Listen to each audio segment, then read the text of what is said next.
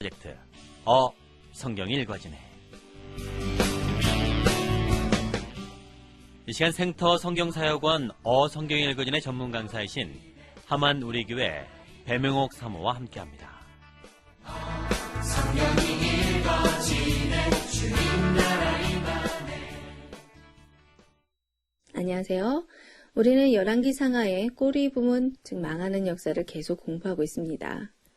북이스라엘은 아수르에게 망했고 남유다도 위태로운 상황에 들어가게 됩니다. 북이스라엘을 멸망시킨 아수르가 남유다도 괴롭히게 됐는데 이 상황에서 활동하는 선지자가 있었어요. 이사야와 미가였죠. 그러니까 히스기야 왕을 중심에 놓고 이사야와 미가서를 읽어야 됩니다. 그런데 히스기야, 므낫세, 아몬 왕에 이르기까지 남유다를 괴롭게 했던 강대국 아수르 제국이 망하게 됩니다. 바벨론이라는 나라에 망하게 되는 거예요. 아수르를 바벨론이 멸망시켰으니 남유다의 미래 안 봐도 비디오죠. 당연 이 바벨론에게 이제 남유다가 시달리게 됩니다. 오늘부터 등장하는 요시야 왕 이후 여호아스, 여호야긴, 시드기야 왕 때는 바벨론이 등장하여 괴롭게 하는 거예요. 그런데 아수르가 쓰러져가는 이 기회에 메소포타미아의 패권을 엿보는 또 다른 나라가 있었는데 바로 애굽입니다. 그래서 이제부터는 바벨론과 애굽 이 틈새에서 남유다가 고통받게 돼요. 점점 더 복잡해지는 이 세계 정세 속에 휘말리게 되는 겁니다. 그리고 이 상황에서 예언자들이 우르르 일어나 하나님의 말씀을 전하고요. 히스기야, 므낫세, 아몬 왕을 지나 오늘은 요시야 왕 시대로 들어가겠습니다. 므낫세의 손자 요시야는 다시 한번 남방 유다를 하나님의 나라로 180도 확 바꿔놓은 개혁의 왕이에요. 55년 동안 우상 숭배를 했던 므낫세와 종교개혁을 한 요시야는 너를 띠듯이 극단적으로 유다의 영성을 변화를 가져오게 한 왕들입니다. 요시야 왕 때에는 아수르 왕들이 연약한 왕들로 계승되었기에 더 이상 유다를 괴롭히는 군사적인 행동은 없었어요.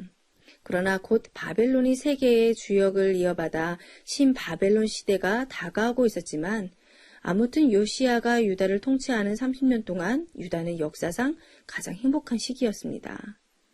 외부와의 전쟁이 없었고 백성들은 건축 사업에 집중할 수 있었으며 요시야 왕은 모세법에 명한 것들을 재수립함으로써 하나님을 기쁘시게 하려고 했어요.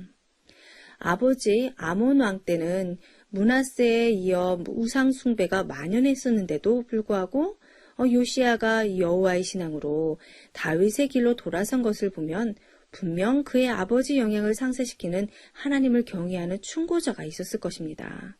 그렇다면 그는 예레미야 선지자일 수밖에 없겠죠. 그리고 어머니 여디다의 믿음의 전수로 아마 영향을 받았을 거예요.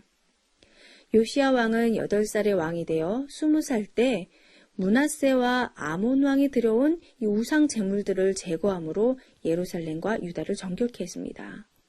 그리고 26살에는 더 철저한 개혁의 필요성을 느끼고 퇴락했던 이 성전을 수리하는 가운데 율법책이 발견되는데요. 그 율법책이 요구하고 있는 것과 그 땅의 실제적인 규례 사이에 변질이 있다는 것을 깨닫고 아주 불안해합니다.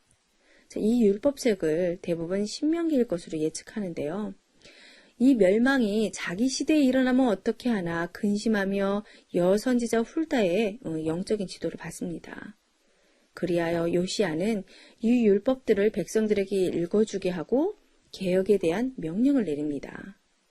예루살렘 성전과 온 땅의 모든 이방 제단을 제거하고 거짓 선지자들이 지위에서 제거되고 그리고 종교적인 음란의 가문도 제거되고 흰농 골짜기에서 몰렉에게 바치던 어린아이 제물도 폐지했어요. 태양에게 바친 말들을 성전 입구에서 제거하였고 그 마차들도 불태웠고 예루살렘 밖에서 솔로몬이 세운 거짓 신들의 산당도 모두 파괴하였습니다. 그런데 요시야 왕은 유다에서만 이런 개혁을 실시하는데 만족하지 않고요. 아수르의 쇠약한 시기를 이용하여 북방 이스라엘에게도 명령을 내립니다. 특히 베델에 관심을 가지고 개혁을 시도하는데요. 자, 베델이 어떤 곳이었죠?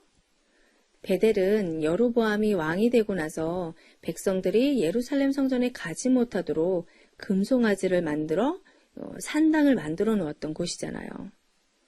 그 제단과 산당을 멸한 것입니다. 그리고 요시야의 개혁 중 가장 중요한 묘는 유월절 준수였어요. 사무엘 선지자 이후 유월절이 이같이 주의 깊게 지켜진 적이 없었다고 기록하고 있습니다. 자, 요시야 왕이 이렇게 대대적으로 종교 개혁을 일으키며 유다 역사상 아주 높이 평가가 되는 데에는 예레미야 선지자의 역할이 분명히 컸을 거예요. 자, 그런데 이러한 요시야의 훌륭한 치정 속에 세계 역사의 기류의 변화가 불기 시작합니다. 600년간이나 아수르는 메소포타미아 일대를 다스려 왔다고 했어요. 그런데 남쪽의 갈대아에서 형성된 신흥 바벨론 세력이 위로 치고 올라왔습니다. 나부폴라살이라고 하는 왕이었는데 우리가 익히 알고 있는 느부갓네살 왕의 아버지예요. 바벨론의 나부폴라살은 아수르의 중요한 도시들을 차례로 점령하는 전쟁을 합니다. 그런데 이렇게 아수르가 쓰러져가는 시점에 애굽도 가만히 있지 않는 거예요. 그 틈에 메소포타미아의 패권을 차지하겠다고 나서게 되면서 애굽과 이 신흥 바벨론이 붙게 되는데요. 메소포타미아 지역에서 애굽 쪽으로 있는 마지막 요새와 같은 성 갈그미스에서 이 두 나라는 접전하게 됩니다. 이 전투가 BC 609년에 발생해요. 갈그미스로 올라가는 이 애굽 군대에 대해 성경은 궁지에 몰린 아수르를 도와 신흥 바벨론의 세력을 저지하기 위해 올라가는 것이라고 말하는데, 자, 이 애굽의 바로누고의 실제 속내는 메소포타미아 지역의 패권을 장악하려는 계산으로 올라가는 원정이었습니다. 그런데 애굽 군대가 갈그미스까지 가려면 수백 마일을 동북진해야 하고 남방 유다 땅을 거쳐가야 하거든요. 그래서 바로누고가 북이스라엘 영토인 무깃도라고 하는 곳에 가 있을 때 요시야 왕이 군대를 이끌고 뒤쫓아갑니다. 막아서요. 자, 왜냐하면 이스라엘의 원수인 아수르 제국이 멸망의 위기에 몰리는 다시 없을 기회가 왔는데 반드시 망해야 할 저 원수의 나라 아수르를 도와주려고 애굽 왕 바로누고가 올라가니 막아서고 싸움을 한 겁니다. 그런데 불행히도 이곳에서 요시야가 죽어요. 신명기적인 종교개혁을 단행한 왕으로 다윗 아래 가장 존경받았던 왕인데 38세의 젊은 나이로 무깃도에서 전사한 것입니다. 자, 이 요시야 왕의 갑작스런 죽음은 유다 백성들에게는 말할 수 없는 충격과 슬픔을 안겨주었고, 예레미야도 너무나 슬퍼하며 이를 위해 애가를 지어서 불렀습니다. 요시야를 죽인 후 바로누고의 군대는 전쟁 목적지인 갈그미스로 올라갔고, 왕을 잃어버린 남방 유다는 급히 서둘러 요시야의 아들 여호아하스를 왕으로 옹립했어요. 그리고 바로누고는 드디어 신흥 바벨론과 갈그미스에서 접전을 하는데 이 전쟁이 1차 갈그미스 전쟁입니다. 그런데 이 전쟁의 결과는 무승부였어요. 그리고는 바로누고가 애굽으로 내려가는 길에 유다에 들립니다. 자, 백성들에 세워진 여호아하스를 보고 아니 누가 내 허락 없이 왕을 세우랬어 하며 여호아하스를 폐위시키고는 누가 내 맘에 들게 왕할래 했을 때 저요 하고 손을 든 사람이 있었어요. 바로 여호야김입니다. 여호아하스가 왕이 된 지 3개월 만에 여호야김으로 바뀌는 거지요. 그런데 여호야김은 여호아하스의 형으로 장자였어요. 근데 그럼에도 불구하고 요시야 왕이 죽었을 때 장자를 건너뛰고 둘째인 여호아하스를 백성들이 왕으로 세운 걸 보면 여호야김은 백성들에게 인정받지 못할 만큼 무능력했던 걸로 보입니다. 자, 바로누고는 이런 여호야김을 대신 왕으로 앉혀놓고 많은 조공을 요구했어요. 그러니까 자기 수하에 놓고 조종하자는 거죠.